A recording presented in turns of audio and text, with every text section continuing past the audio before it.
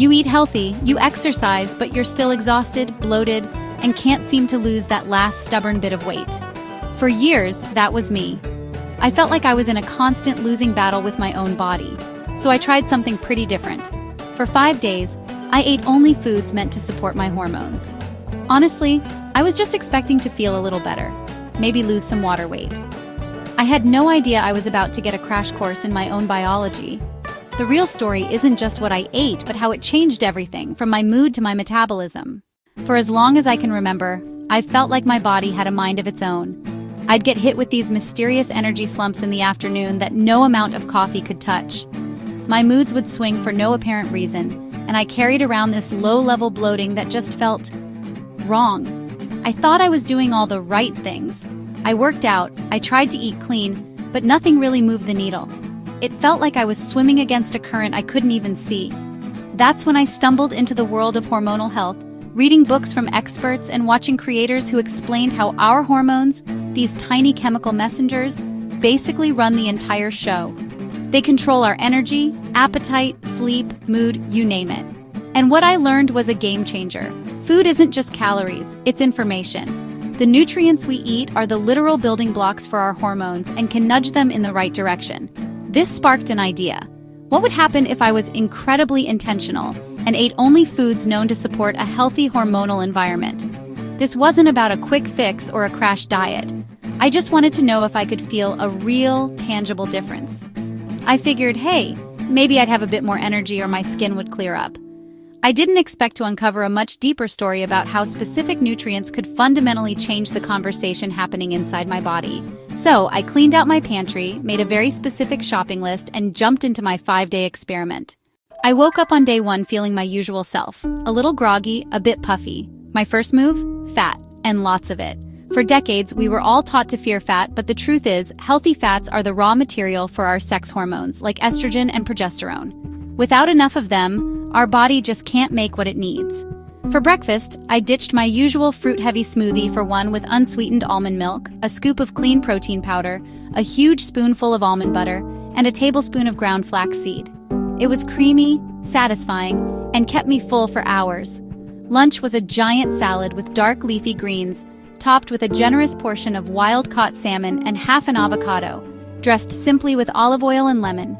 For dinner, I had grilled chicken thighs with roasted asparagus, both cooked in olive oil. By the end of the day, I didn't feel some huge, dramatic shift, but I did notice one thing. I wasn't hungry, at all. Usually, 3 p.m. is my snack scavenging hour where I'm fighting off cravings. But today, the stable energy from the fats carried me right through. And the science here is pretty cool. The omega-3 fatty acids in the salmon, flaxseed, and olive oil aren't just building blocks. They're also powerful anti-inflammatory agents. Think of chronic inflammation like static on a radio.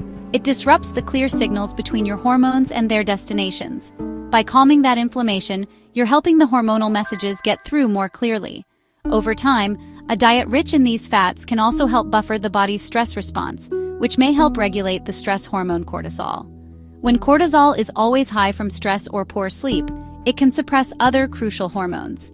So, by loading up on healthy fats, I wasn't just eating. I was giving my body the right tools to create a calmer internal environment. I woke up on day 2 feeling surprisingly less bloated.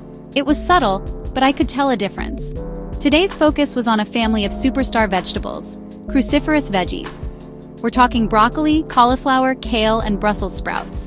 My goal was to support my body's natural detoxification processes, especially for estrogen. My breakfast was a simple scramble of 2 eggs with a big handful of sautéed spinach and a side of leftover asparagus.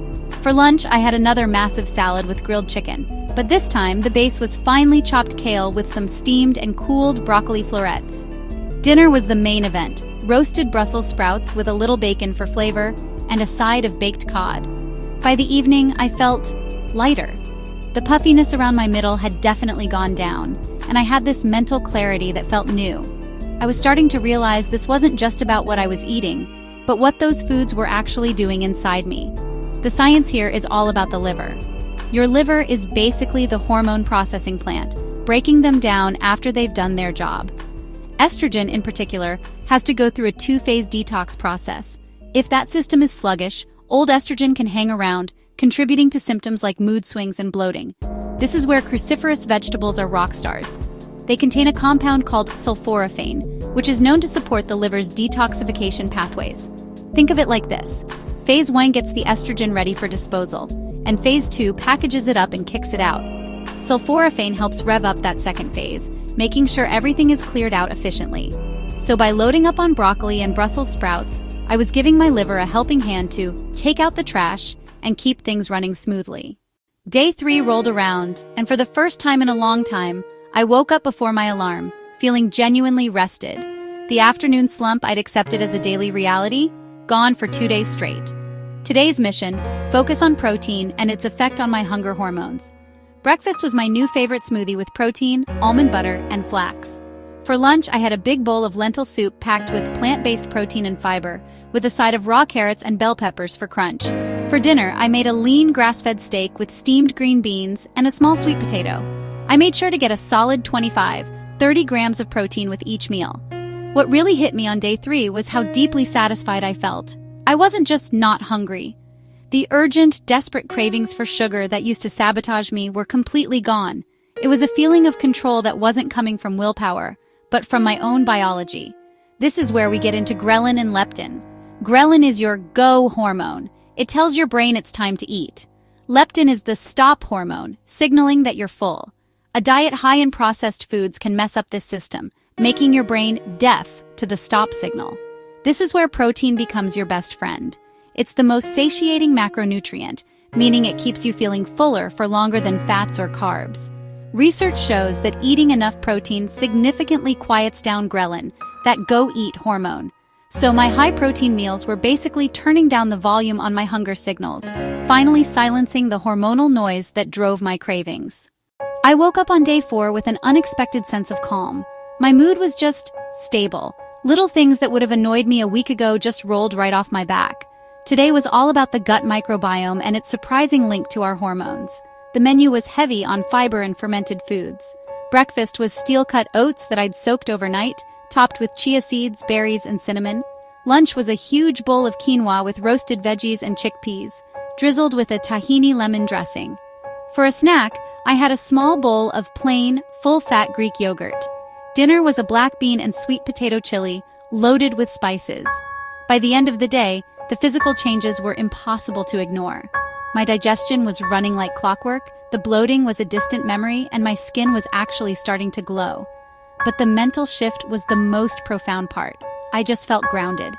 Now, the connection between our gut and our hormones is a super exciting area of science. It turns out there's a specific collection of gut bacteria known as the estrobolome, which helps regulate how much estrogen circulates in your body. If your gut health is out of whack, it can throw that whole system off balance. This is where fiber and fermented foods come into play. The fiber from the oats, quinoa, and beans are prebiotics. They're food for your good gut bacteria. The Greek yogurt provided probiotics, the beneficial bacteria themselves. So today was all about nourishing my internal garden.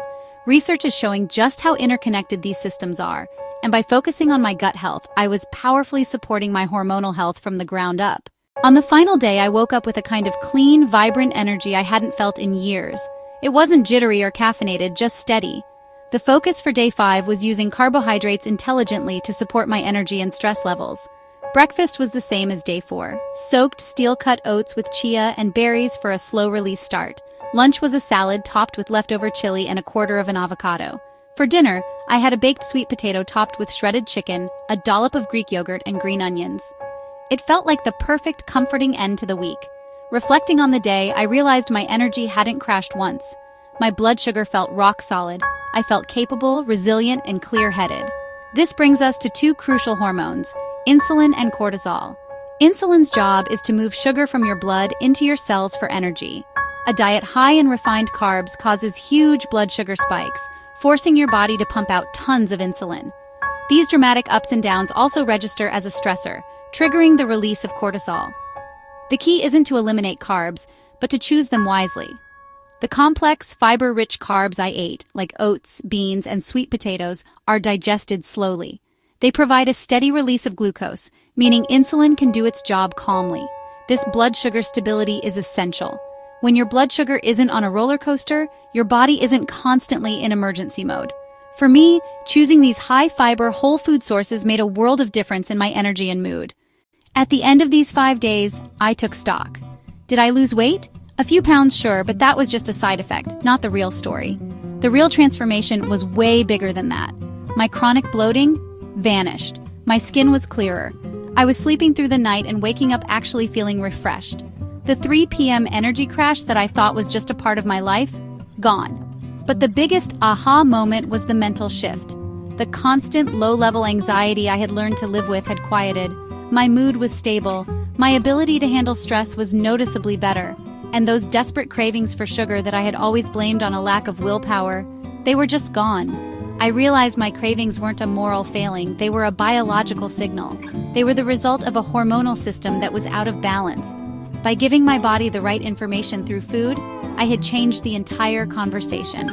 I learned that my body wasn't fighting against me. It had been crying out for the right building blocks all along. This experiment taught me that we have so much more power over our well-being than we think, and it starts with what's on our plate. This 5-day journey was more than a diet. It was an education in my own biology. It showed me that feeling good isn't about restriction, but about targeted nourishment. My key takeaways are this. 1. Embrace healthy fats. Fat is not the enemy. Avocados, nuts, seeds, and fatty fish are the building blocks for a healthy endocrine system. 2. Eat your veggies, especially the cruciferous kind. Your liver works hard. Give it the tools it needs to do its job by eating plenty of broccoli, kale, and cauliflower. 3. Prioritize protein. Protein is king for shutting down cravings and balancing blood sugar. Aim for a solid source with every meal. 4. Feed your gut. A healthy gut is foundational to hormonal balance. Feed those good microbes with plenty of fiber and probiotic-rich foods. Of course, it's so important to say that while this approach can be incredibly powerful, it's not a substitute for medical care for diagnosed hormonal disorders. Always talk to a doctor for those conditions. Think of this as building the strongest possible foundation for your health. This experience completely changed my relationship with food. I no longer see it as just fuel, but as a set of instructions I give my body every single day.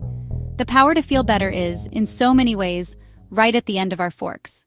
Now I'd love to hear from you. Have you ever tried to support your hormones with food?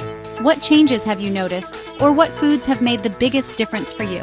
Share your experiences in the comments below. I'd love to learn from your journey too. And if you enjoyed this and want to see what I explore next, make sure to subscribe and hit that notification bell. This journey is just getting started.